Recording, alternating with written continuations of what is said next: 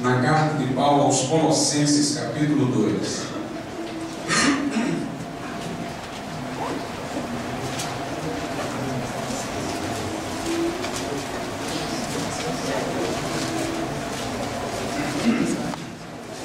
Aos Colossenses, capítulo 2, nós leremos do versículo 8 até o versículo de número 10.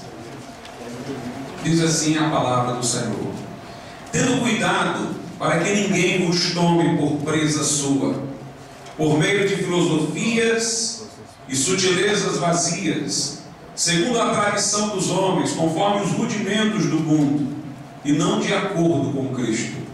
Pois nele habita corporalmente toda a plenitude da divindade, e nele a cabeça de todo principado e poder. Tendes a vossa plenitude. Podeis sentar-vos.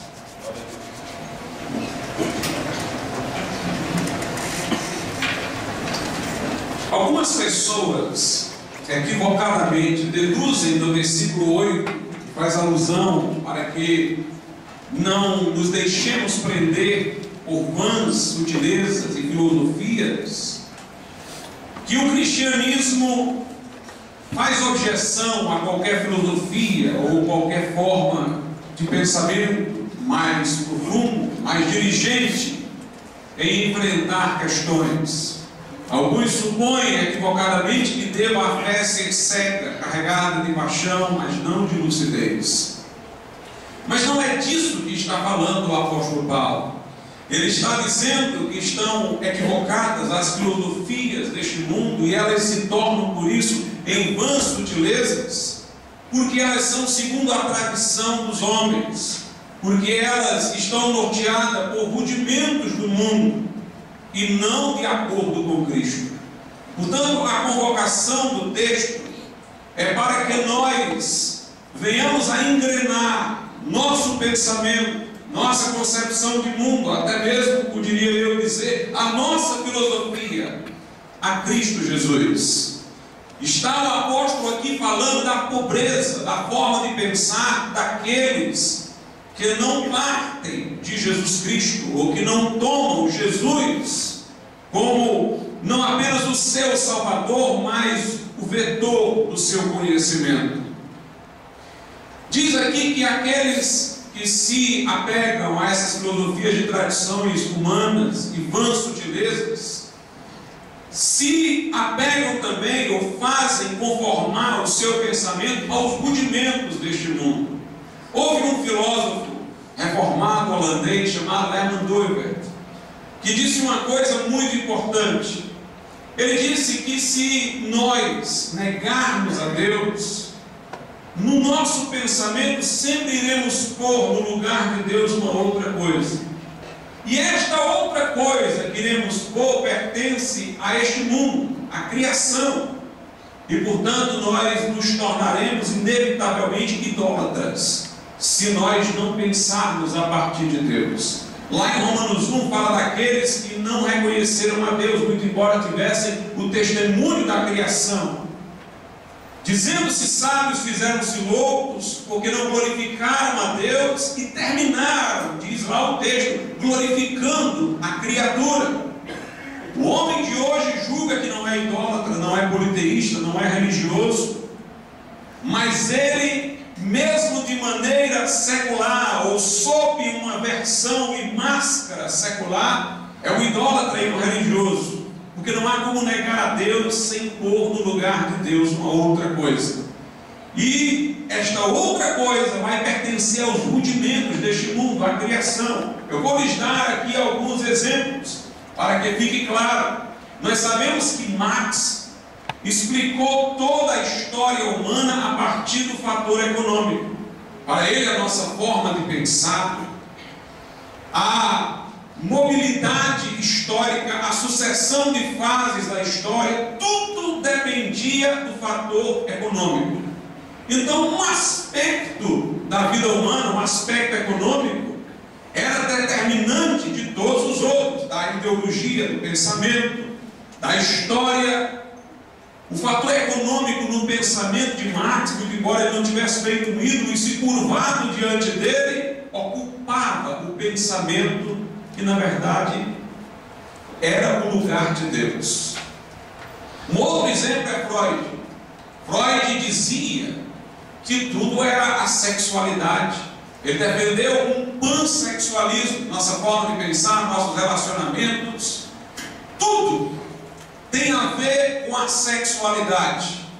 Ora, dessa maneira a sexualidade tornava-se, em Freud, uma divindade. Muito embora não fizesse com imagem e se curvasse diante dela, na medida em que a sexualidade explicava tudo, ela ocupava no seu pensamento o lugar que pertence a Deus. E podia eu seguir em frente.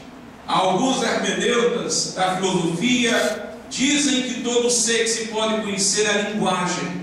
E assim a linguagem é tudo, ou tudo se dá através da linguagem. Outros dizem que tudo é histórico, que tudo é em função da perspectiva histórica. Algum elemento do conhecimento é radicalizado, se torna um fator de explicação de todos os outros. Na verdade, os antigos politeístas eram mais honestos do que os intelectuais de hoje. Eles tinham Afrodite para adorar, para representar a sexualidade, tinham uma divindade para representar a guerra. Eles personificavam esses elementos do mundo e os cultuavam abertamente. No nosso tempo, na visão mais secularizada, não há este ato público de religiosidade, de adoração a esses elementos, mas sempre se toma um deles em uma ideologia ou outra e se dá uma universalização e se faz desse fator o determinante de tudo, de maneira que ele se torne uma divindade. É interessante que na antiguidade, antes de nós termos os filósofos socráticos, Platão, Aristóteles, houve os fisicistas. Eles procuravam dizer que tudo na natureza se reduzia a determinados elementos ou substâncias. Tales, por exemplo, diz que tudo é água na natureza.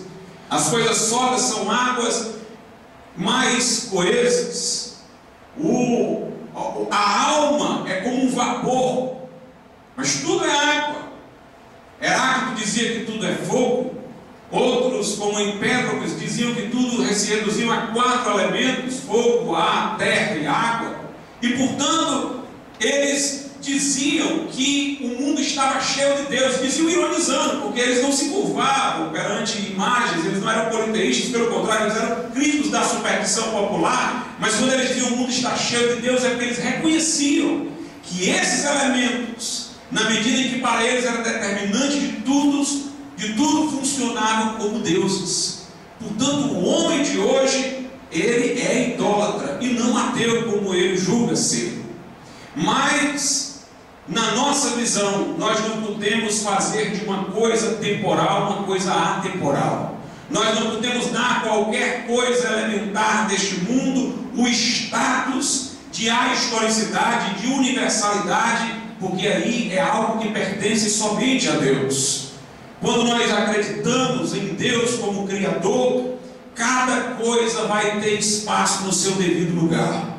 O histórico não vai querer engolfar o biológico não vai engolfar o histórico, a linguagem vai ter o seu lugar, mas ela vai respeitar outras áreas. Cada coisa vai estar no seu lugar e todas elas vão ser integradas pela harmonia, pela orquestra do Maestro Supremo, que é o Criador de todas as coisas, Deus. Carl Jung foi um psicólogo que disse, um psicanalista também, que disse que no inconsciente de todos nós há a ideia de Deus. Ele chegou mesmo a dizer que poderíamos identificar aí a imagem divina no homem, porque todo homem traz no seu inconsciente a ideia de Deus. E ele chegou a dizer uma coisa interessante. Ele disse: é muito melhor que nós venhamos a admitir que Deus está nesse espaço, porque se nós não admitirmos, nós vamos pôr outra coisa no lugar de Deus, e normalmente a experiência histórica mostra que o que colocamos não é melhor. O nazismo colocou o povo como sangue e terra, o fascismo colocou o Estado, o comunismo também colocou o Estado.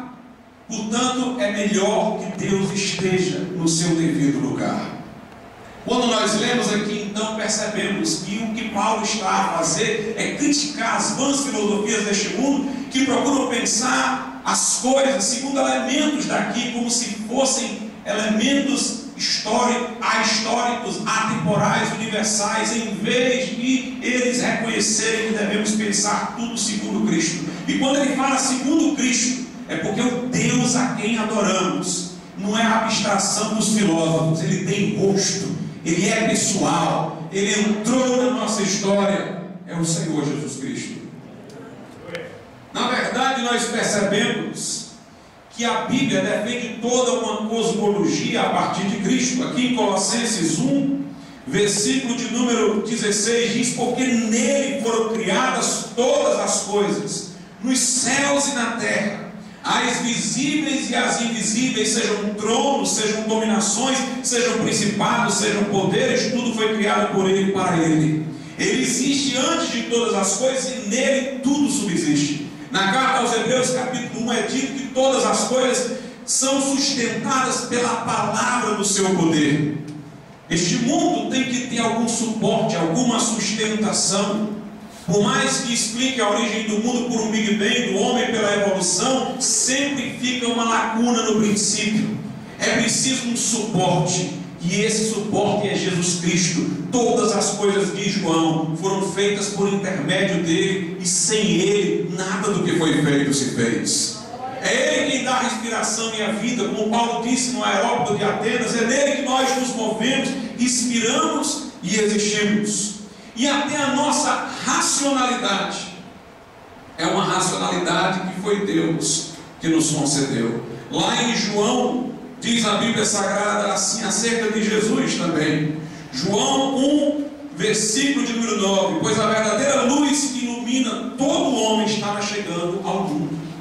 Portanto, essa capacidade nossa de ver as coisas, de perceber, de discernir, de distinguir, de aprender, esta luz que temos, nos vem através de Jesus. Por isso que há uma congruência entre o mundo e a nossa mente.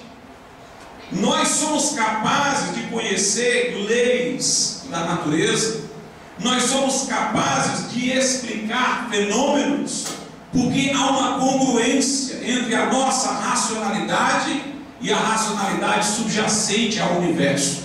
Porque o mesmo Deus que fez todas as coisas é que iluminou as nossas mentes. A Bíblia procura mostrar que a sabedoria deste mundo, que se julga superior, é louca. Por exemplo, as pessoas desconfiam de tudo que é histórico. Quando nós, por exemplo, fazemos alusão ao que a Bíblia diz, a pessoa diz: mas será que foram os apóstolos que escreveram mesmo a Bíblia? Interessante que elas não têm a mesma inclinação para desconfiar de que os escritos de Platão o têm por origem, como elas desconfiam da autoria da Bíblia, muito embora os textos bíblicos não sejam muito mais recentes do que os de Platão. Mas as pessoas desconfiam da história, mas elas explicam, veja a loucura, elas explicam a origem do mundo através do Big Bang, através da evolução, com detalhes. Uma vez eu fui a um planetário lá e exibiu como é que o universo surgiu.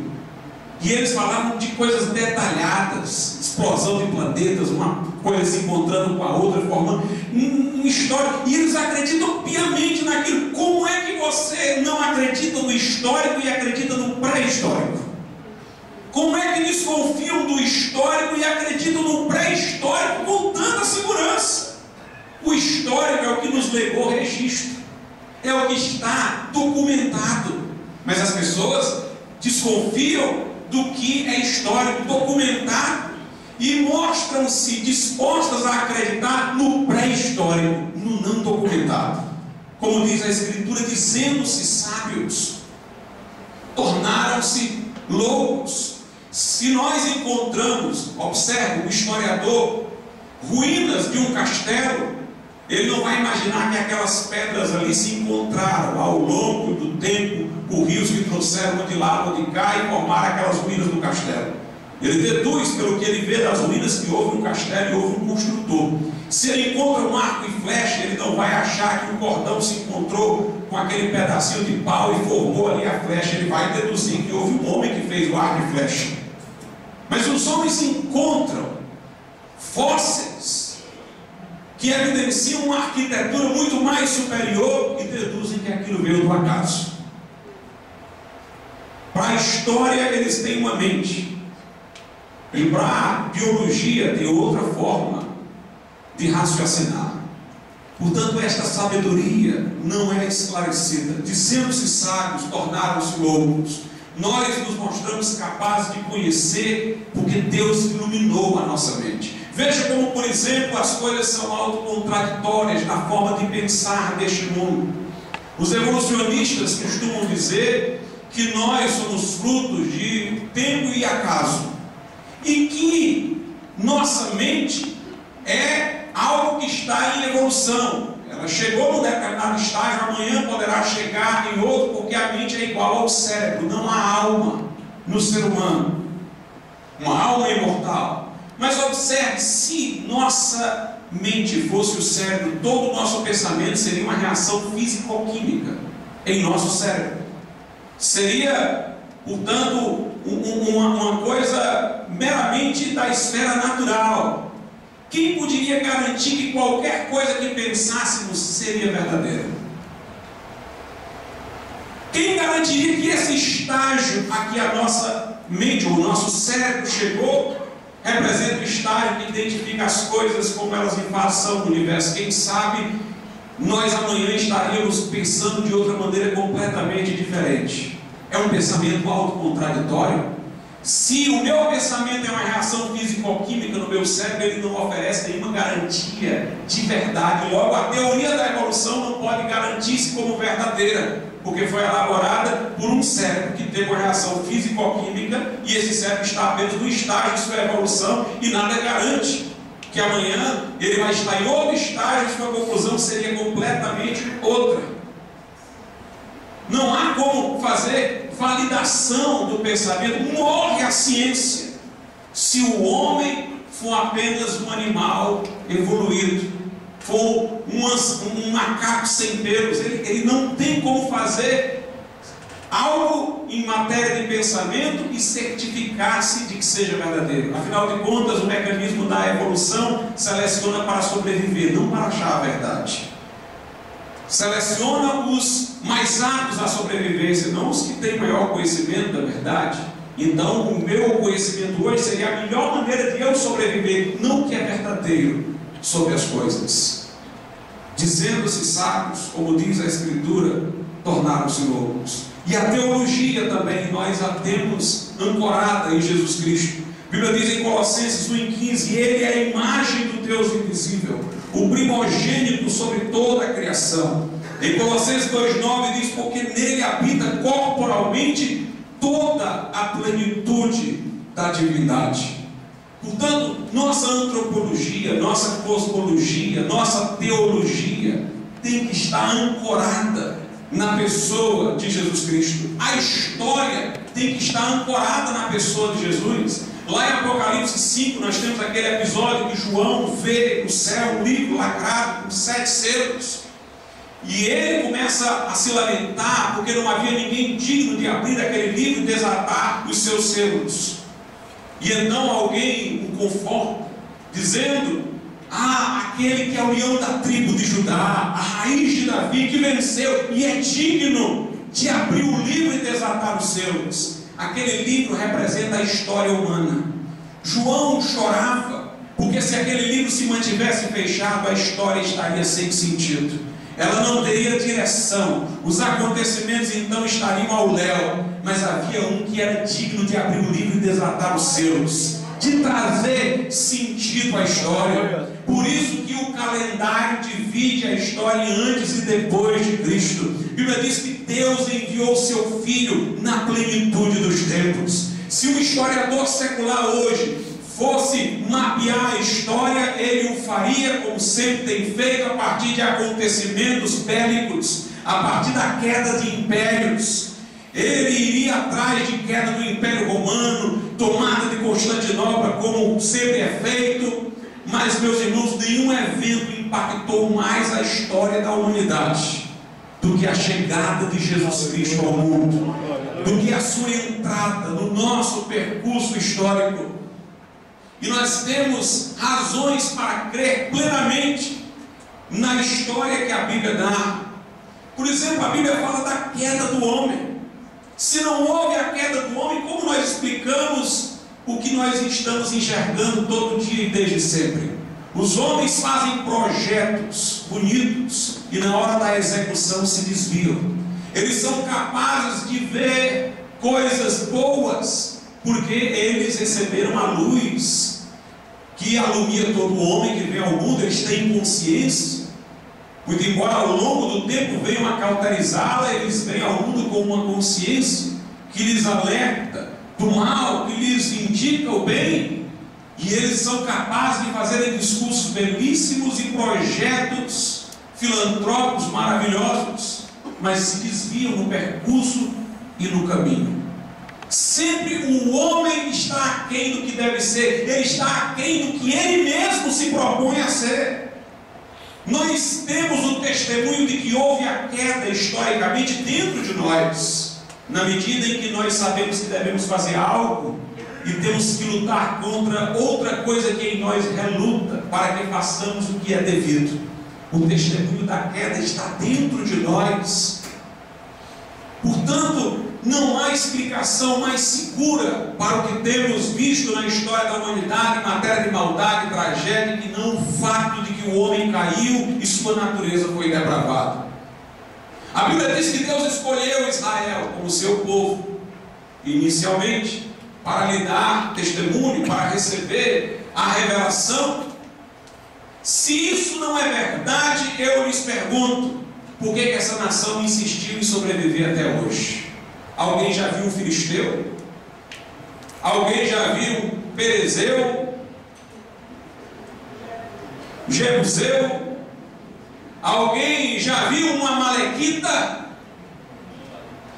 Quantos impérios subjugaram Israel? Israel foi oprimido pela Síria, foi escravo no Egito, passou pela Babilônia, passou pela Pérsia, passou por Roma, foi espalhada por todas as nações. Esta nação, o Império Persa não existe mais, o Império Romano sucumbiu, ninguém ouve mais falar na Síria, mas esta nação preservou a sua identidade. A Bíblia diz que num dia eles seriam reconstituídos como nação, está lá no livro do profeta Isaías, e assim aconteceu por uma decisão da ONU, e um dia voltaram a ser uma nação. Dizem que um dos príncipes alemães uma vez falou com o seu capelão, ridicularizando o cristianismo e dizendo assim: eu não tenho tempo para ouvir sermões, me dê uma prova e uma palavra de que Deus existe, a Bíblia é correta, eu não tenho tempo. E aquele capelão abriu a boca e disse: Israel. Explique a história de Israel sem o que a Bíblia diz sobre Israel acerca de sua eleição e da fidelidade de Deus a este povo. Tomás de Aquino foi que disse: se os milagres que estão narrados no livro de Atos não aconteceram, nós temos que explicar um milagre maior ainda. É como é que a igreja cresceu daquela forma, tão rapidamente, sem nenhum milagre ter acontecido. Como é que pagãos politeístas tão facilmente se renderam a um culto monoteísta? Como é que judeus unitaristas se renderam a um Deus trinitário? Não há outra forma de explicar senão pelo que aconteceu conforme o livro de Atos. Alguém já disse que nós cristãos sempre vamos existir porque nós temos a melhor história para contar. Não há história como a história de Cristo. Não há pessoa tão singular como a pessoa de Cristo. Não há história narrada de alguém que possa sequer se assemelhar a esta figura que é a pessoa de Jesus. Alguém já disse, é como se os 4 maiores gênios da humanidade tivessem se juntado para criar a história desse homem, como se Mateus, Marcos, Lucas e João, um médico, um pescador, outro pescador, coincidisse de se juntar e todos eles serem gênios para forjar a história mais bonita que já se viu. Jean-Jacques Rousseau, que não era um cristão fervoroso, ele disse: se Jesus não existiu, então existiu alguém maior do que ele. Quem inventou a história dele? Devemos então reconhecer isso, a superioridade, irmãos, do Evangelho, a superioridade da nossa mensagem. Mas Deus para nós não é só uma hipótese, como os filósofos imaginam. Filósofos, no período que antecedeu a máxima secularização e ateísmo, e que também já estavam à frente da Idade Média teocêntrica, eles mantiveram uma crença firme em Deus. Eles eram deístas, acreditavam que Deus havia feito o mundo como alguém faz um relógio, dá a corda para funcionar e depois se ausenta. Não havia milagres, não havia providência, tudo funcionava segundo leis causais, Deus estava ausente, mas havia Deus no princípio, para ter criado o mundo. O Deus deles era uma hipótese de encerramento do pensamento. Havia uma lacuna lá, que eles tinham que colocar alguma coisa, e colocaram Deus. Depois tentaram tirar Deus, aí veio a teoria do Big Bang, veio a teoria da evolução.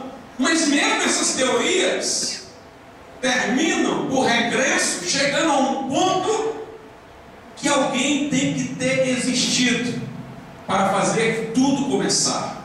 Mas o nosso Deus não é só essa hipótese de encerramento, que a gente pode pensar todas as coisas sem Ele e depois chamá-lo só para tapar o buraco. Dietrich Bonhoeffer dizia isso: nós não podemos ter um Deus tapa-buracos.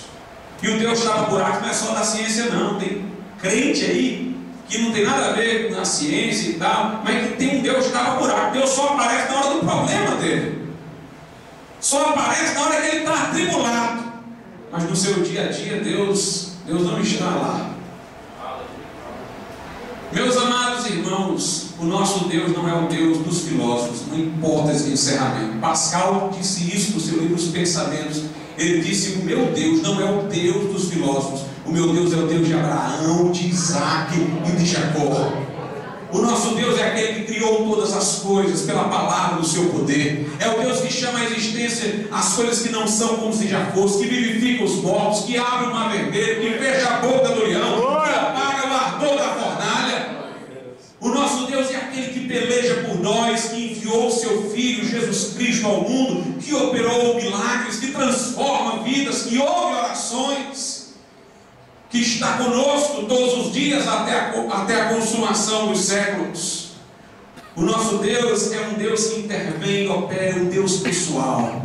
Por isso que tantas pessoas repudiam o cristianismo, porque o cristianismo dá o rosto a Deus. Vocês já notaram, quando a gente fala em Deus, muita gente não se irrita não, mas quando a gente fala em Jesus, a pessoa dá um pinote.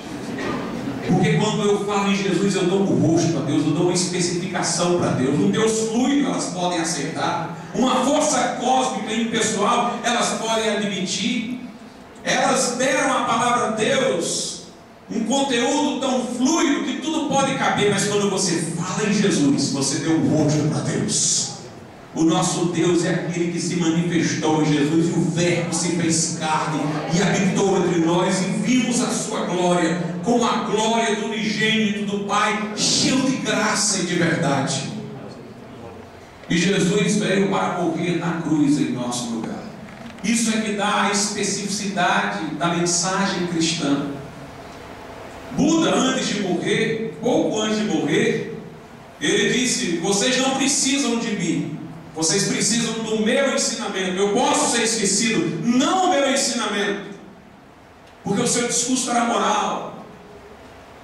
Alguns veem a religião como um sistema cerimonial, outros como um sistema moral, de maneira que podem abstrair o fundador, podem abstrair o mestre, porque o importante é seguir a receita. Mas para nós não é assim. Para nós, Jesus não veio simplesmente para ensinar o Sermão do Monte, embora tenha ensinado o Sermão do Monte. O que importa não é o que Jesus disse, embora isso seja importante, mas ele reiterava coisas que já estavam no Velho Testamento de modo expresso ou latente. O que eu quero dizer é que ele não trouxe uma novidade, senão que ele desenrolou o que estava mais obscuro.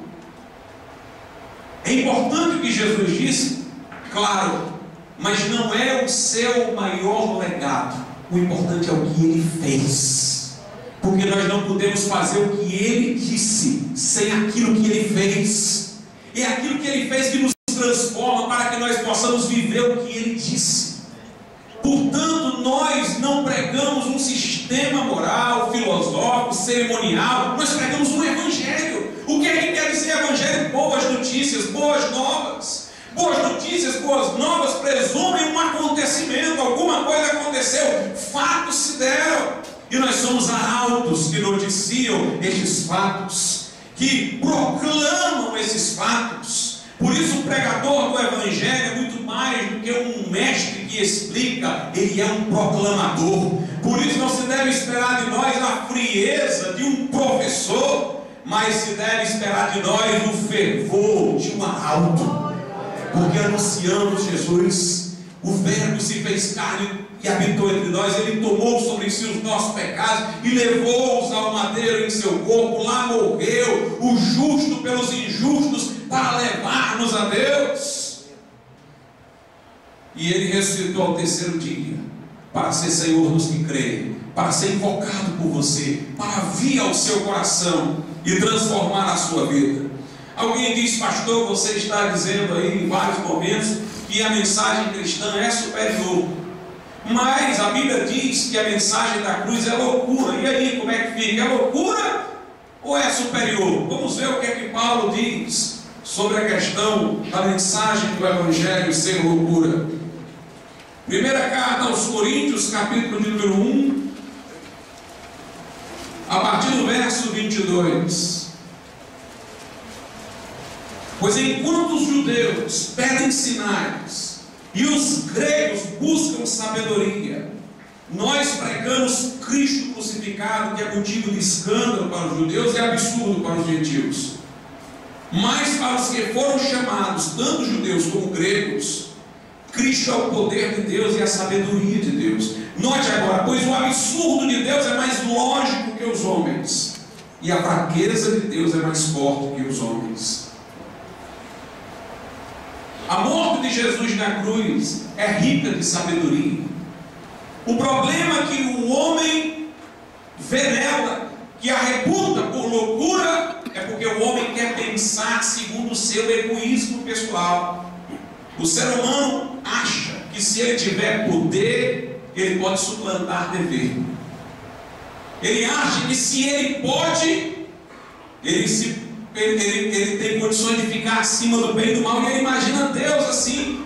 Por exemplo, tem pessoas que dizem assim: se Deus poderia criar o homem sem pecar, por que ele criou o homem com a possibilidade de pecar? Note, a pessoa diz: se ele tem o poder, por que não faz do jeito dele? Se o homem fosse criado sem o livre-arbítrio, sem a possibilidade de escolha, sem a possibilidade de pecar, então este homem não seria apto a uma comunhão profunda com Deus. Ele não poderia gozar de comunhão com Deus. Não poderia estabelecer uma relação de amor recíproco, de fidelidade recíproca. Deus cobriu o homem de fidelidade, pondo-o no jardim e deixando-o cercado de favores, mas lhe estabeleceu uma prova de fidelidade para que ele pudesse corresponder à fidelidade de Deus com a sua fidelidade e unir-se com Deus numa comunhão que o faria feliz maximamente. Se ele fosse criado como um robô, ele não poderia gozar da felicidade da comunhão com Deus, porque não lhe seria escolha. Ele não poderia estabelecer com Deus um relacionamento de amor. Era tão impossível. E aqui o impossível não está no sentido de impossibilidade simplesmente fática, não, de impossibilidade lógica. Era tão impossível Deus criar um homem livre sem que ele tivesse a possibilidade de pecar, quanto é impossível criar um círculo quadrado. C.S. Lewis diz assim: quando eu digo que Deus não pode criar um círculo quadrado, eu não estou limitando Deus, porque um círculo quadrado não é uma coisa, é nada. Tudo que é lógico. Uma coisa que é uma autocontradição lógica é nada. Deus pode criar uma pedra tão grande que nem ele próprio possa sustentar.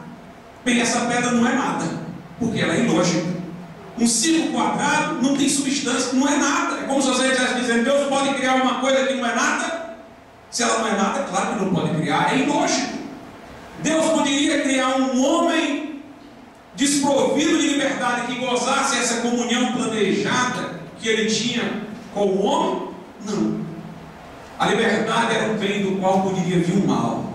Mas Deus é tão bom que, presciente da queda do homem, ele já estabeleceu o seu próprio filho para vir salvar os pecadores. E o cordeiro foi morto antes da fundação do mundo. Para todos aqueles que resmungam contra Deus, a resposta de Deus é o seu amor lá na cruz do Calvário. Quando Corrie ten Boom, do refúgio secreto, esteve em prisão nazista e evangelizou pessoas no campo de concentração, houve uma mulher que disse: se o seu Deus é bom, por que é que você está aqui? Por que nós estamos aqui? Ela disse: eu não tenho resposta para tudo, mas eu tenho um penhor de que no futuro tudo terá explicação. Ele me deu uma prova de amor para eu acreditar que tem uma explicação. O próprio filho dele morreu na cruz por mim. Esse é o nosso penhor, essa é a nossa garantia. Jesus veio e morreu naquela cruz em nosso lugar, abriu a possibilidade, a porta de salvação. Deus amou o mundo de tal maneira que deu seu Filho unigênito, diz a Bíblia, para que todo aquele que nele crê não pereça, mas tenha a vida eterna. Ora, o homem, portanto, sendo livre, poderia cair, caiu. Aí alguém diz: se o homem caiu, por que Deus não salvou todo mundo? Sem precisar Jesus sofrer. Olha a mentalidade das pessoas. Elas pensam: se Deus tem esse poder, por que Ele não faz? Se Ele pode, por que não faz? Elas não pensam em fatores éticos, morais, espirituais. Elas só pensam no poder. É o culto do poder, é o culto a Nietzsche. Nietzsche dizia que o homem superior, o super-homem, era aquele homem que se colocava acima do bem e do mal. Quando lhe vinha algum desejo de fazer algo, ele fazia. Não porque aquilo era certo ou errado, mas porque ele desejou. Ele queria não uma coisa, ele queria o próprio querer. E Hitler se inspirou em Nietzsche para se imaginar este homem que faz o que quer. Parece o evangelho loucura, porque as pessoas dizem: para que ele ia submeter o próprio filho dele a isso? Ele é Deus. Mas, meus amados irmãos, se Deus fizesse voltar atrás do que ele havia dito: se comeres da árvore, certamente morrerás, a alma que pecar, essa morrerá. Se Deus se retratasse da sua lei, jogasse tudo para cima, primeiro ele já seria mutável, e um ser mutável não é confiável. Sabe por que eu confio nas promessas de Deus? Porque Ele é tão irretratável na sua lei, que para que pudesse usar de misericórdia comigo, Ele enviou seu filho para morrer no meu lugar. Esse Deus merece confiança quando promete. Esse Deus inspira segurança quando diz. E Deus é íntegro, é inteiro, é não dividido, não se retrata, não é.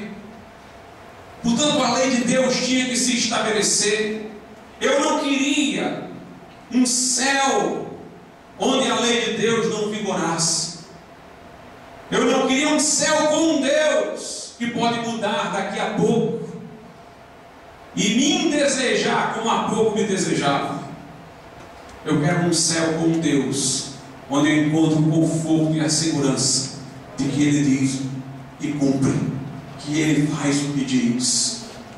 Portanto, para manter sua lei intacta, Deus enviou Jesus para morrer em nosso lugar, o justo pelos injustos, para levar-nos a Deus. Sim, a cruz é loucura para os que perecem, mas para nós que entendemos o caráter de Deus, a santidade de Deus, a cruz é o poder de Deus e a sabedoria de Deus. O Jesus a quem nós servimos, Ele disse: eu sou o caminho, a verdade e a vida. Ele não é só a verdade que tudo explica, Ele é a vida. Por isso você precisa ter uma comunhão profunda com Ele. O crente em Jesus é chamado a ser testemunha de Jesus. Atos 1:8: recebereis poder ao descer sobre vós, o Espírito Santo, sereis minhas testemunhas. Nós não testemunhamos a favor de um pensamento, uma forma de pensar, alguma coisa. Nós testemunhamos a favor de uma pessoa. Nós proclamamos uma pessoa. Jesus quer ser não apenas aquele que vai lhe iluminar para ter a verdade e o melhor sentido das coisas. Como disse C.S. Lewis, acredito no cristianismo como acredito no sol que acabou de nascer. Não somente porque eu vejo, mas porque por ele eu vejo todas as coisas. Você vai descobrir que ele é a verdade, mas vai descobrir também que ele é a vida. Jesus quer entrar no nosso coração e tornar a nossa vida significativa com ele. Ele disse: quem tem sede, vem a mim e beba. Quem crê em mim, como diz a Escritura, do seu interior fluirão rios de água viva. Ele disse: vinde a mim os cansados e sobrecarregados, e eu vos aliviarei. Tomai sobre vós o meu jugo, aprendei de mim, que sou manso e humilde de coração. E esse Jesus que fez tais convites, ele ressuscitou dentre os mortos. Ele está vivo à destra de Deus. Ele é o advogado dos que creem, é o nosso sumo sacerdote, é o nosso precursor no céu, é o nosso intercessor. E esse Jesus está com os que creem através do seu Espírito. Ele disse: eis que estou convosco todos os dias até a consumação dos séculos. Está no coração dos que creem, a todos quanto receberam, a saber, os que creem no seu nome, deu-lhes o poder de serem feitos filhos de Deus. Meus irmãos, nós temos o privilégio não só de ter pela Bíblia a orientação para conhecermos as coisas adequadamente, mas nós temos um amigo mais chegado que o irmão, alguém que possamos acerca dele dizer: ainda que eu ande no vale da sombra da morte, não temerei mal algum, porque tu estás comigo. Alguém que pode nos dizer: nunca te deixarei, nunca te desampararei. Quando atravessares as águas, eu serei contigo. Quando passares pelo fogo, a chama não arderá em ti. Jesus é o Senhor vivo, ressurreto, que habita no coração de todos aqueles que creem. Ele é o assunto de toda a Bíblia. Em Gênesis, ele é o descendente da mulher. Em Êxodo, ele é o libertador. Em Deuteronômio, em Levítico, é o sacrifício expiatório. Em Josué, é o príncipe dos exércitos do Senhor. Lá em Ruth, ele é o parente resgatador. Jesus, lá em Salmos, é o socorro bem presente na hora da angústia. Em Provérbios, é a sabedoria de Deus. Também em Eclesiastes, em Cantares, ele é o noivo. Nos profetas, ele é o servo sofredor. Ele é o rei que havia de vir. Em Mateus, ele é o rei. Em Marcos, ele é o servo. Em Lucas, ele é o homem ideal. Em João, é o verbo que se fez carne. Em Atos, ele é o Senhor da igreja. Nas epístolas, ele é o cabeça do corpo. E no Apocalipse, ele é o alvo e o homem. É o último, é o princípio, o fim, é o mistério novo. O princípio é o céu e o céu.